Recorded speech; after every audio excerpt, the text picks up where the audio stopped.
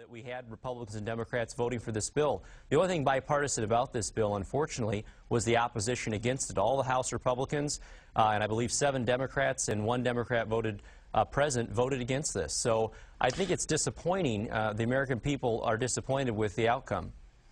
Congressman, you were undecided as of last week, and I want to play for you what President Obama said when you were both together in Peoria when it appeared that you were still undecided. Watch. Aaron's still trying to make up his mind about our recovery package. So, you know, he has a chance to be in the mold of Bob Michael and Ray LaHood. And so we know that all of you are going to talk to him after our event, because he's a very talented young man. I've got great confidence in him to do the right thing for the people of Peoria. Congressman, what specifically was in this bill that you didn't like? Well, a couple of things. First of all, the process was terrible. We had less than 24 hours from the time this bill was filed to vote on it. And the president said in New Hampshire when he was in the primary that he would require at least 5 days of sunlight on any bill before Congress. So it was in violation of his own campaign pledge to give the American. I believe there are 2 valid reasons to go out and borrow money to stimulate the economy. 1, to invest in infrastructure, and 2, for targeted tax cuts that incentivize research, development, entrepreneurialism, risk-taking that will lead to long-term economic growth. This bill, did you when I had to vote on it 2 weeks ago... Did you believe that there was pork that was in this bill, as some of your Republicans colleagues suggested? And if so, what would you specifically identify as having been problematic? Absolutely. You know, really, much of the money being spent in this was not stimulative. Less than 6% of it in the final bill actually went to infrastructure and roads.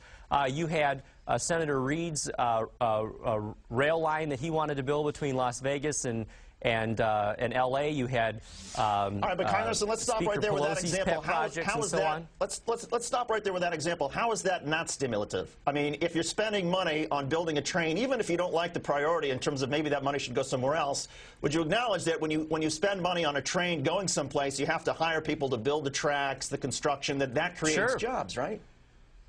Absolutely, absolutely. And with that mentality, sir, you would spend all $800 billion on infrastructure. But the president said no. The president said he only wanted infrastructure dollars spent on shovel-ready projects. Right, but and that is not a shovel-ready project. Right, but Congressman, aren't Republicans trying to have it both ways? I mean, Republicans said only shovel-ready because they don't want these pet projects or pork projects. But when you look at only shovel-ready, you could only come up with $90 billion or so that was shovel-ready, right? So are you trying to have it both ways, that it wasn't enough infrastructure, but if they had said, okay, to heck with shovel-ready, let's just throw whatever in we want, then you guys would be really upset, right? Well, this bill falls far short of the shovel-ready projects. I endorsed the $90 billion for infrastructure with Chairman Oberstar, who's the Democratic chairman of transportation, and this bill only had $40 billion in it, less than half.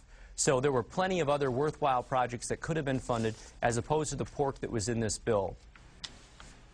Congressman Aaron Schock, one of the younger members of Congress, but also I would say one of the brighter ones. And Congressman, thanks so much for coming on. Good of you to join us tonight, and we appreciate it. Thanks for having me on.